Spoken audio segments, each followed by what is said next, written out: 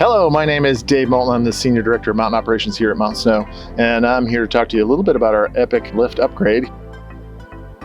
The crew's been down here tying rebar that goes inside the concrete forms, and they bring them up on the hill, set them in place, get them ready, lined up, and then they pour the concrete.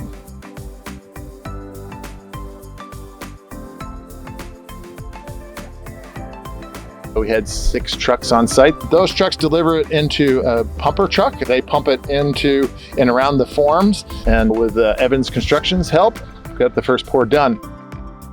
There's actually 2 pours which are now done. The first was to pour the footing underneath the tower, and then they pour the upper section. In the case of the foundations for the terminal, it's done in 2 pours. Our first, actually 2 pours are now done, and we're excited about getting a lot more pouring done, and we'll be flying concrete in early August to the rest of the tower locations on both lifts.